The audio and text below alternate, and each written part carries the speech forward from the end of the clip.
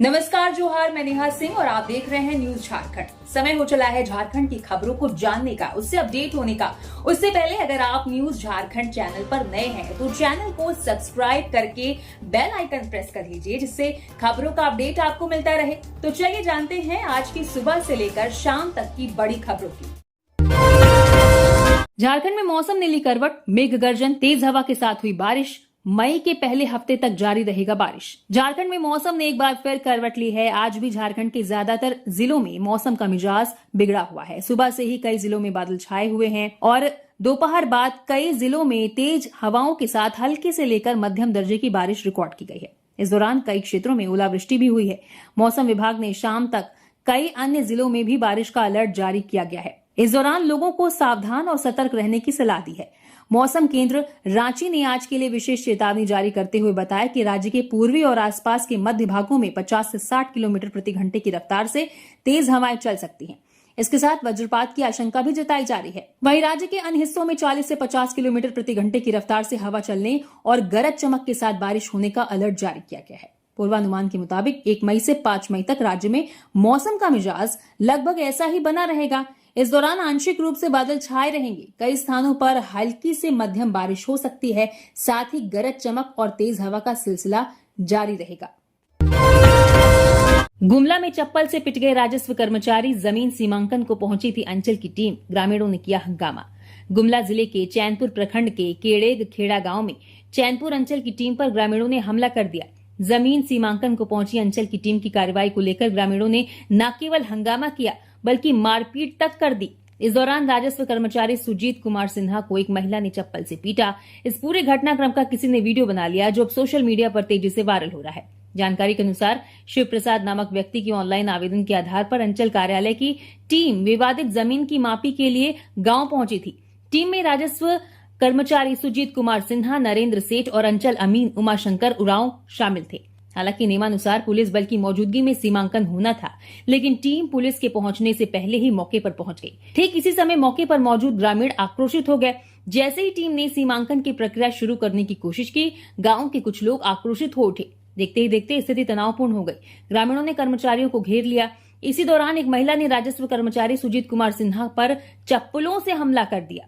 अचानक हुए इस हमले से टीम के अन्य सदस्य भी घबरा गए।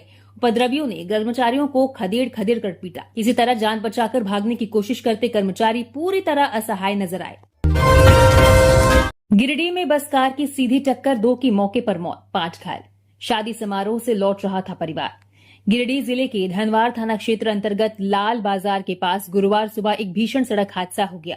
खोरी महुआ की ओर से आ रही सवारी बस और बिरनी की तरफ जा रही स्विफ्ट कार के बीच आमने सामने जोरदार टक्कर हो गई। हादसा इतना जबरदस्त था कि कार के परखच्चे उड़ गए। उसमें सवार लोग अंदर ही फंस गए। घटना सुबह करीब 5 बजे की बताई जा रही है। आसपास के ग्रामीण तेज आवाज सुनकर मौके पर पहुंचे और राहत बचाव कार्य में जुट गए। हादसे में कार सवार 70 साल की बंगाली हाड़ी और 24 वर्षीय कुमकुम कुमारी की मौके पर ही मौत हो गई। दोनों बिरनी थाना क्षेत्र के बरमसिया गांव के रहने वाले थे। बताया जा रहा है कि कार में सवार पूरा परिवार एक शादी समारोह से लौट रहा था, तभी यह हादसा हो गया। दुर्घटना में सुकरी देवी, तारा देवी, रोनित कुमार, जय नारायण राम और अरविंद यादव गंभीर रूप से घायल हो गए। ग्रामीणों ने कड़ी मशक्कत के बाद घायलों को कार से बाहर निकाला और तत्काल नजदीकी अस्पताल पहुंचाया, जहां उनका इलाज जारी है। हजारीबाग में पत्रकारों से मारपीट मामले में मंत्री इरफान अंसारी के समर्थकों के खिलाफ थाने में शिकायत। हजारीबाग जिले में 2 पत्रकारों के साथ मारपीट का मामला सामने आया है। आरोप है कि स्वास्थ्य मंत्री इरफान अंसारी के समर्थकों ने मेडिकल कॉलेज परिसर में घटना को अंजाम दिया। पीड़ितों ने सदर थाने में शिकायत दर्ज कराई है। पुलिस ने बताया कि मामले की जांच शुरू कर दी गई है और सीसीटीवी फुटेज व वायरल वीडियो खंगाले जा रहे हैं, जिसकी कार्रवाई की जाएगी। इधर घटना के विरोध में पत्रकारों ने प्रदर्शन कर आरोपियों की गिरफ्तारी की मांग की है। झारखंड में 3 साल से एक ही दफ्तर में जमे कर्मियों का होगा तबादला। झारखंड में अब एक ही दफ्तर में लंबे समय से जमे कर्मचारियों पर सख्ती शुरू हो गई है। मुख्य सचिव अविनाश कुमार ने साफ कहा है कि जो कर्मचारी 3 साल से ज्यादा समय से एक ही कार्यालय में काम कर रहे हैं तो उनका अनिवार्य रूप से ट्रांसफर किया जाए। मंगलवार को जारी आदेश में उन्होंने सभी विभागों की अपर मुख्य सचिव, प्रधान सचिव और जिलों के डीसी को कहा है कि ऐसे कर्मचारियों की तुरंत समीक्षा करें और उनका स्थानांतरण सुनिश्चित करें। हाल ही के दिनों में अलग अलग जिलों में वेतन से जुड़ी निकासी में गड़बड़ियों को देखते हुए इस फैसले को अहम माना जा रहा है। खासकर वित्तीय काम से जुड़े कर्मचारियों पर ज्यादा ध्यान देने को कहा गया है। मुख्य सचिव ने यह भी स्पष्ट किया है कि संविदा या मानदेय पर काम करने वाले कंप्यूटर ऑपरेटर अब किसी भी तरह के वित्तीय काम नहीं करेंगे। सभी विभागों को निर्देश दिया गया है कि इस आदेश का पालन करते हुए विस्तृत रिपोर्ट 30 मई तक वित्त विभाग को हर हाल में सौंपे। आईसीएसई 10वीं और आईएससी 12वीं का रिजल्ट जारी, छात्र ऐसे करें चेक।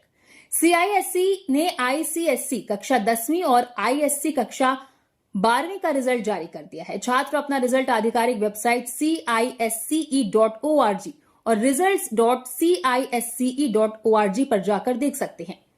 इस साल आईसीएसई 10वीं की परीक्षा में लगभग 2.6 लाख छात्र शामिल हुए थे, जबकि आईएससी 12वीं की परीक्षा में करीब 1.5 लाख परीक्षार्थियों ने भाग लिया। जो छात्र अपने अंकों से संतुष्ट नहीं हैं, वे 1 मई से 4 मई 2026 के बीच पुनर्मूल्यांकन के लिए आवेदन कर सकते हैं। इसके परिणाम जून की शुरुआत में जारी किए जाएंगे। वहीं सुधार परीक्षा के लिए रजिस्ट्रेशन 8 मई से 14 मई तक होगा। ये परीक्षाएं 15 जून 2026 से शुरू होंगी और इनके परिणाम जुलाई में आने की संभावना है। छात्र अधिकतम 2 विषयों में सुधार परीक्षा दे सकते हैं। साहिबगंज में घूसखोरी का खेल, पीएम आवास के नाम पर पंचायत सचिव पर वसूली के आरोप। साहिबगंज जिले के बोरियो प्रखंड अंतर्गत बिजपुरा पंचायत की पंचायत सचिव आशा कुमारी पर ग्रामीणों ने योजनाओं के प्राक्कलन और लाभ दिलाने के नाम पर अवैध वसूली करने के गंभीर आरोप लगाए हैं। रंगमटिया गांव के दर्जनों ग्रामीणों नरेश मुर्मू, मुंशी मरांडी, ताला मुर्मू, मांझी हेम्ब्रम, संजीव हेम्ब्रम सहित अन्य ने आरोप लगाया कि पंचायत सचिव ने प्रधानमंत्री आवास योजना में नाम जोड़ने के एवज में प्रति व्यक्ति 1,000 रुपए वसूले, लेकिन अब तक किसी भी योग्य लाभुक को योजना का लाभ नहीं मिला है। ग्रामीणों का कहना है कि बिना पैसे कोई काम नहीं किया जाता, जिससे योजनाओं की पारदर्शिता और गुणवत्ता दोनों प्रभावित हो रही है। ग्रामीणों के अनुसार पंचायत सचिव आशा कुमारी ने पीएम आवास योजना में नाम चढ़ाने के लिए कई लोगों से पैसे लिए, लेकिन लाभ देने के मामले में गंभीर लापरवाही बरती गई। कई योग्य लाभुक आज भी योजना से वंचित हैं, जबकि कथित रूप से अयोग्य और संपन्न लोगों को इसका लाभ दिया गया। ग्रामीणों ने बताया कि एक ही परिवार के कई सदस्यों को आवास योजना का लाभ दिया गया। यहां तक कि पक्का मकान और ट्रैक्टर रखने वाले लोगों को भी इस योजना में शामिल कर लिया गया। शादी समारोह में नाबालिग से गैंगरेप, 4 लड़कों ने जंगल में की दरिंदगी। सिमडेगा जिले के जलडेगा थाना क्षेत्र के गांव में 13 साल की नाबालिग से सामूहिक दुष्कर्म की घटना घटी है। इस मामले में 4 आरोपियों की गिरफ्तारी हुई है। थाना प्रभारी जितेंद्र कुमार ने बताया कि सभी 4 आरोपियों के खिलाफ पॉक्सो एक्ट के तहत मामला दर्ज किया गया है। बताया जा रहा है कि घटना मंगलवार रात करीब 11 बजे उस समय हुई जब बच्ची अपनी सहेली के साथ एक शादी में शामिल होने जा रही थी। रास्ते में सुनसान जगह देखकर आरोपियों ने उन्हें घेर लिया और उसकी सहेली मौके से भागने में सफल रही, जबकि पीड़िता उनके चंगुल में फंस गई। नाबालिग को आरोपी जंगल में ले गए और दुष्कर्म किया। नाबालिग किसी तरह घर पहुंची और पूरे मामले की जानकारी परिवार को दी। परिजन रात में ही जलडेगा थाना पहुंचे और 4 युवकों पर दुष्कर्म का गंभीर आरोप लगाते हुए लिखित आवेदन दिया। थाना प्रभारी ने मंगलवार की रात में ही छापेमारी कर 4 को गिरफ्तार कर लिया। आरोपियों में 3 नाबालिग हैं। फिलहाल पुलिस 4 से पूछताछ कर रही है। गिरिडीह में जमीन विवाद, महिला सहित 12 घायल। सीसीटीवी तोड़ने के प्रयास से भड़का विवाद, देखते ही देखते चलने लगा लाठी डंडा। गिरिडीह जिले के घोर थंभा ओपी क्षेत्र अंतर्गत ईंटो चांच गांव में जमीन विवाद ने अचानक हिंसक रूप ले लिया। वर्षों से चले आ रहे इस विवाद में 2 पक्ष आमने सामने आ गए। जानकारी के अनुसार विवादित जमीन पर एक पक्ष लंबे समय से मकान बनाकर रह रहा है। बुधवार को दूसरे पक्ष के कुछ लोग वहां पहुंचे और लगे सीसीटीवी कैमरे को तोड़ने का प्रयास किया। इसका विरोध करने पर दोनों पक्षों के बीच कहासुनी हो गई, जो कुछ ही देर में मारपीट में तब्दील हो गई। देखते ही देखते दोनों ओर से लोग लाठी डंडे लेकर आमने सामने आ गए और जमकर हिंसक झड़प हुई। इस दौरान पहले पक्ष से मकसूद अंसारी, फातिमा खातून, हलीमा खातून, रजीना खातून और कोरिसा खातून घायल हो गए। वहीं दूसरे पक्ष से कुर्बान मियां, कलाम अंसारी, अब्बास मियां, दुखन मियां, फातिमा खातून, आयशा खातून, गुलशन खातून और समीर अंसारी को भी चोटें आई हैं। घायलों में महिलाओं की संख्या अधिक है। सभी घायलों को तत्काल नजदीकी अस्पताल में भर्ती कराया गया, जहां उनका इलाज जारी है। झारखंड शराब घोटाला, नवीन केडिया को हाईकोर्ट से बड़ी राहत, मिली जमानत। झारखंड शराब घोटाले के आरोपी व छत्तीसगढ़ के शराब कारोबारी नवीन केडिया को झारखंड हाईकोर्ट से बड़ी राहत मिली है। अदालत ने उन्हें सशर्त जमानत प्रदान की, साथ ही उन्हें निचली अदालत में 5 लाख का बेल बॉन्ड जमा करने का निर्देश दिया गया है। नवीन केडिया को निचली अदालत में पासपोर्ट जमा करने, बेलर उनका निकट रिश्तेदार होने, मोबाइल नंबर व ईमेल देने और अनुसंधानकर्ता द्वारा बुलाने पर सशरीर उपस्थित होने सहित अन्य शर्त पर जमानत की सुविधा प्रदान की है। प्रार्थी की ओर से सुप्रीम कोर्ट के वरीय अधिवक्ता देवाशीष भारुका ने पैरवी की। सुनवाई के दौरान एसबी के सीनियर स्टैंडिंग काउंसिल सुमित गड़ोदिया ने जमानत का विरोध किया, कहा कि शराब घोटाला में इनकी संलिप्तता है, इसलिए इन्हें जमानत न दी जाए। पिछली सुनवाई में कोर्ट ने एंटी करप्शन ब्यूरो को डायरी प्रस्तुत करने का निर्देश दिया था। झारखंड में 1 लाख का इनामी नक्सली इजराइल पूर्ति ढेर, हत्या, अपहरण, आईडी ब्लास्ट जैसे संगीन मामलों में वांटेड था। चाईबासा के जंगल में 45 मिनट तक फायरिंग। पश्चिमी सिंहभूम जिले के टोंटो थाना क्षेत्र के रुटुगुटू जंगल में सुरक्षा बलों ने बड़ी कार्रवाई करते हुए नक्सलियों के एक सुरक्षित ठिकाने को ध्वस्त कर दिया। सीआरपीएफ की कोबरा बटालियन और पुलिस की संयुक्त टीम ने सर्च ऑपरेशन के दौरान 1 लाख रुपए की इनामी नक्सली इजराइल पूर्ति उर्फ अमृत को मुठभेड़ में मार गिराया। वो सागेन दस्ते का सक्रिय सदस्य था, लंबे समय से पुलिस की सूची में वांछित था। मुठभेड़ के बाद इलाके में चलाए गए सर्च अभियान में हथियारों के साथ बड़ी मात्रा में नक्सली सामग्री भी बरामद की गई है। इस कार्रवाई को कोल्हान क्षेत्र में नक्सल नेटवर्क का बड़ा प्रहार माना जा रहा है। पुलिस के अनुसार 24 अप्रैल की रात गोइलकेरा के दुगुनिया गांव में नक्सलियों ने पुलिस मुखबिरी के आरोप में पूर्व नक्सली रमेश चांपिया उर्फ चांबरा की हत्या कर दी थी। घटना के बाद सागेन अंगरिया के नेतृत्व में नक्सली दस्ते के साथ कोल्हान के जंगलों में छिप गए थे। इसकी खुफिया सूचना मिलते ही सुरक्षा बलों ने गोइलकेरा और टोटो क्षेत्र में व्यापक सर्च ऑपरेशन शुरू किया। इसी दौरान बुधवार तड़के रुटुगुटू जंगल में नक्सलियों से आमना सामना हो गया। दोनों ओर से करीब 45 मिनट तक फायरिंग हुई, जिसमें इजराइल पूर्ति मारा गया। शादी के दिन घर में फटा सिलेंडर, लगी आग, दुल्हन की शादी का जोड़ा, कपड़े और नकदी जले। कर्ज लेकर हो रही थी शादी की तैयारी। कोडरमा जिले के सतगावा थाना क्षेत्र के माधोपुर गांव में गुरुवार की सुबह एक परिवार के लिए ऐसी त्रासदी लेकर आई जिसने पल भर में खुशियों को मातम में बदल दिया। दिलीप शर्मा की बड़ी बेटी अंजलि की शादी आज होनी है। घर में मेहमानों की चहल पहल थी। संगीत, गीत और तैयारियों के बीच हर चेहरा खुशी से खिला हुआ था। लेकिन सुबह मेहमानों के लिए चाय बनाते समय अचानक सिलेंडर से गैस रिसाव हुआ। चूल्हे के पास माचिस जलते ही आग भड़क गई। देखते ही देखते लपटों ने पूरे घर को अपनी चपेट में ले लिया। घर में मौजूद लोग जान बचाने के लिए इधर उधर भागने लगे। आग इतनी तेजी से फैली कि किसी को संभलने का मौका नहीं मिला। देखते ही देखते शादी की तैयारियों में जुटा घर धू धू कर जलने लगा। स्थानीय ग्रामीणों ने तत्परता दिखाते हुए आग बुझाने का प्रयास शुरू किया और करीब 1.5 घंटे की कड़ी मशक्कत के बाद आग पर काबू पाया जा सका। चाईबासा में स्कॉर्पियो की टक्कर से छात्रा की मौत, ट्यूशन से घर लौटते समय हादसा, चालक वाहन सहित हुआ फरार। पश्चिमी सिंहभूम जिले के मुफस्सिल थाना क्षेत्र के 15 साली ओपी अंतर्गत भोया के पास कैप्टन चौक पर एक सड़क हादसे में 15 साल की छात्रा श्रेया हेम्ब्रम की मौत हो गई। वो कक्षा 10वीं की छात्रा थी। तेज रफ्तार स्कॉर्पियो ने उसकी साइकिल को टक्कर मार दी। जानकारी के अनुसार श्रेया हेम्ब्रम 15 साली से ट्यूशन पढ़कर अपनी 6 सहेलियों के साथ साइकिल से जोंकोसन गांव लौट रही थी। रास्ते में एक तेज रफ्तार स्कॉर्पियो ने उसे जोरदार टक्कर मार दी, जिससे वो गंभीर रूप से घायल हो गई। टक्कर के बाद स्कॉर्पियो चालक और स्थानीय लोगों ने घायल छात्रा को तुरंत चाईबासा सदर अस्पताल पहुंचाया। हालांकि चिकित्सकों ने जांच के बाद उसे मृत घोषित कर दिया। छात्रा की मौत की पुष्टि होते ही चालक वाहन सहित मौके से फरार हो गया। घटना की सूचना मिलने पर परिजन सदर अस्पताल पहुंचे। इस घटना से पूरे इलाके में दुख का माहौल है। पुलिस ने मामला दर्ज कर फरार चालक की तलाशी शुरू कर दी है। पलामू सांसद ने रेल मंत्री से की शिष्टाचार भेंट, शहर में वैगन फैक्ट्री की स्थापना और नई ट्रेनों के परिचालन की रखी मांग। पलामू सांसद विष्णु दयाल राम ने नई दिल्ली स्थित रेल भवन में केंद्रीय रेल मंत्री श्री अश्विनी वैष्णव से शिष्टाचार मुलाकात कर पलामू संसदीय क्षेत्र की रेल कनेक्टिविटी और औद्योगिक विकास से जुड़ी महत्वपूर्ण मांगों का पत्र सौंपा। इस मुलाकात के दौरान सांसद ने पलामू जिले में रोजगार के अवसर बढ़ाने के उद्देश्य से गढ़वा रोड या जपला में वैगन उत्पादन एवं रख रखाव सुविधा स्थापित करने का प्रस्ताव रखा। उन्होंने मंत्री को अवगत कराया कि यहां रेलवे के पास पर्याप्त भूमि उपलब्ध है और इस परियोजना के शुरू होने से स्थानीय युवाओं को बड़े पैमाने पर रोजगार मिलेगा। रेल मंत्री ने इस प्रस्ताव पर सकारात्मक रुख अपनाते हुए तत्काल इसकी व्यवहार्यता अध्ययन कराने का भरोसा दिलाया। रेलवे नेटवर्क के विस्तार और यात्रियों की सुविधा के लिए सांसद ने कई नई ट्रेनों के परिचालन का भी अनुरोध किया। उन्होंने बाबा बैद्यनाथ धाम जाने वाले श्रद्धालुओं के लिए चोपर देवघर एक्सप्रेस, दक्षिण भारत से सीधे जुड़ाव के लिए चोपन से एर्नाकुलम एक्सप्रेस और पश्चिमी भारत के लिए रांची अहमदाबाद एक्सप्रेस शुरू करने की मांग रखी। इसके साथ ही उन्होंने दिल्ली जाने वाले यात्रियों की सुविधा हेतु नई दिल्ली रांची राजधानी एक्सप्रेस की फ्रीक्वेंसी को सप्ताह में 1 दिन से बढ़ाकर 3 दिन करने का आग्रह किया। मनी लॉन्ड्रिंग मामले में सीएम हेमंत सोरेन और जमीन के मूल रैयत राजकुमार पाहन के डिस्चार्ज पिटीशन पर हुई सुनवाई। 86 एकड़ जमीन फर्जीवाड़ा से जुड़े मनी लॉन्ड्रिंग मामले में मुख्यमंत्री हेमंत सोरेन और जमीन के मूल रैयत राजकुमार पाहन के डिस्चार्ज पिटीशन पर पीएमएलए की विशेष अदालत में सुनवाई हुई। हेमंत सोरेन की याचिका पर ईडी की ओर से आंशिक बहस की गई। सीएम हेमंत सोरेन की याचिका पर अगली सुनवाई 2 जून को होगी और वहीं राजकुमार पाहन की याचिका पर अगली सुनवाई 2 मई को होगी। हेमंत सोरेन की ओर से अदालत में बहस पूरी हो चुकी है। ईडी की ओर से की जा रही बहस पूरी होने के बाद कोर्ट अपना फैसला सुनाएगा। मामले में आरोपियों पर आरोप गठित होना है।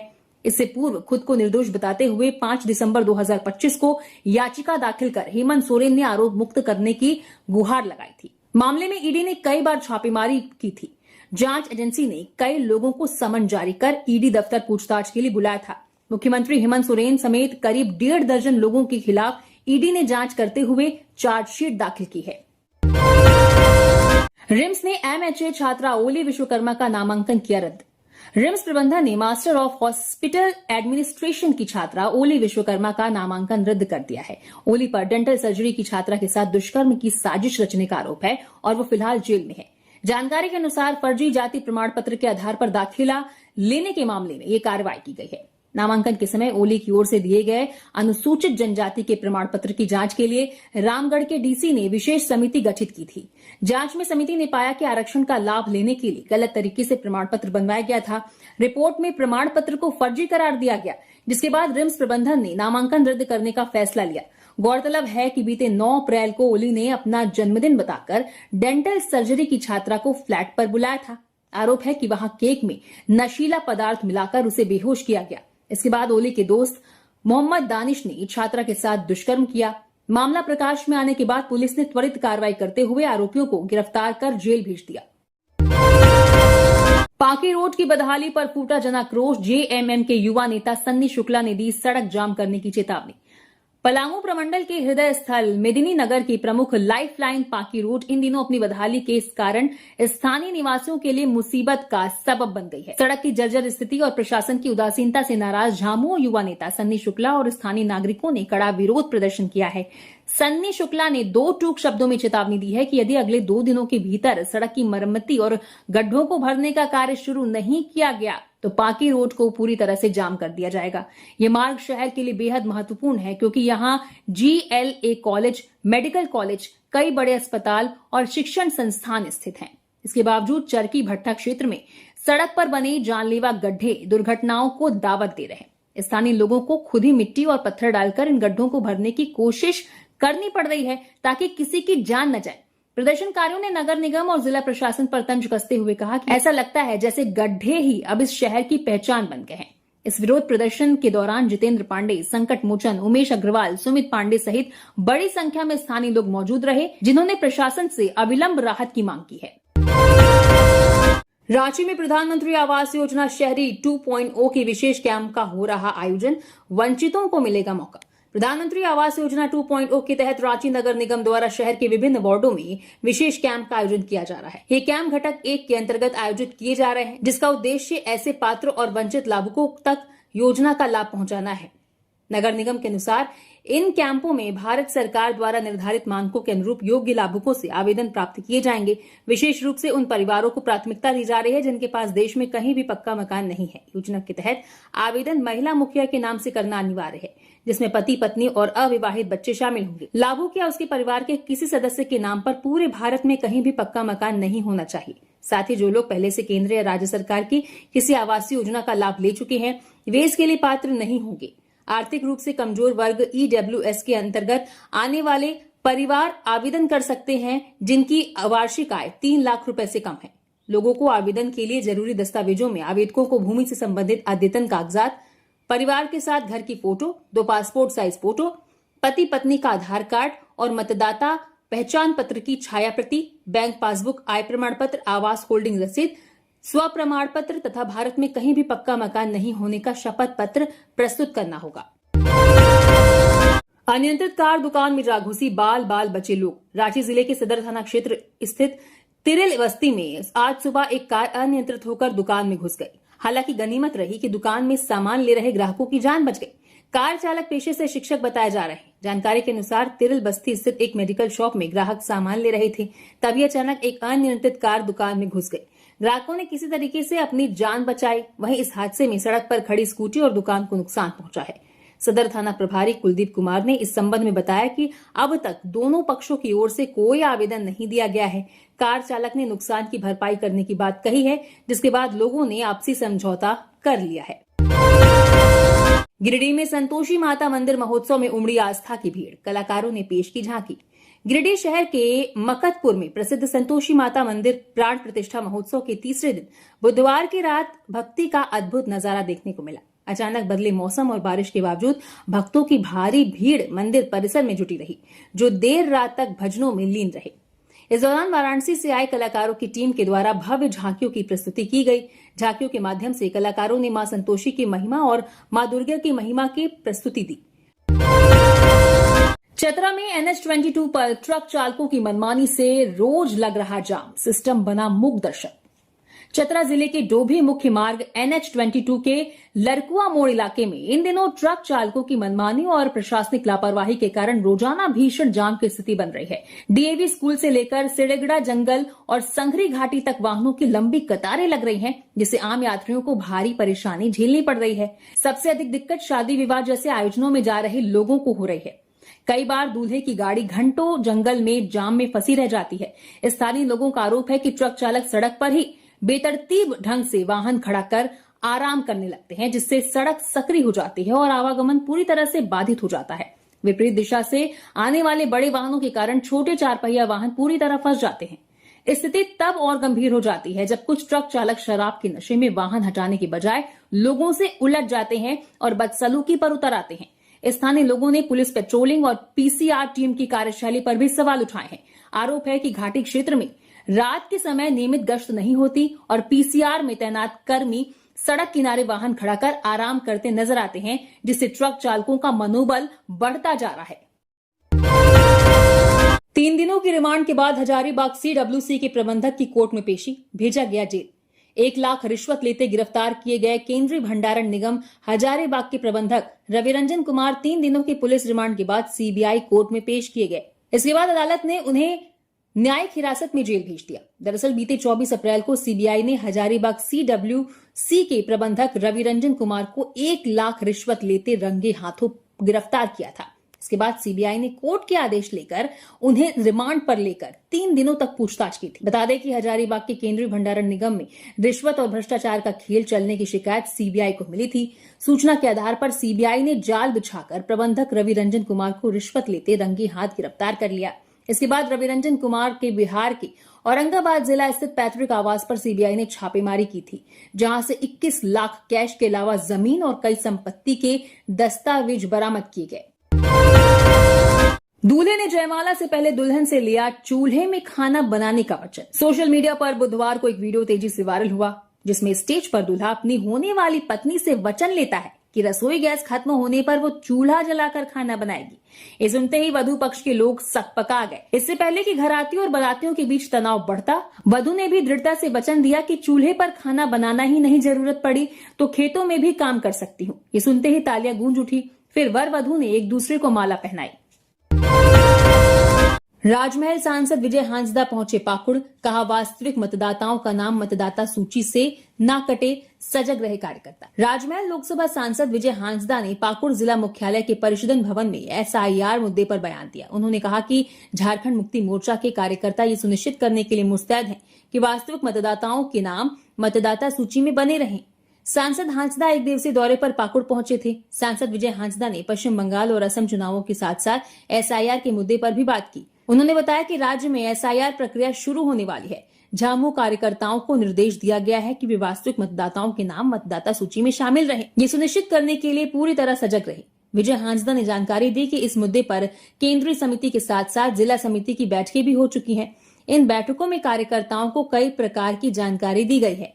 उन्होंने बताया कि एसआईआर को लेकर प्रखंड और पंचायत स्तर के कार्यकर्ताओं को पूरी तरह से सजग और चौकस किया जा रहा है। उन्हें एसआईआर के तहत आवश्यक जानकारी और फॉर्म भरने के तरीके के बारे में बताया जा रहा है ताकि वे लोगों को जागरूक कर सकें। झारखंड के कई जिलों में पुलिसकर्मियों का वेतन अब भी लंबित, आज से भुगतान प्रक्रिया होगी शुरू।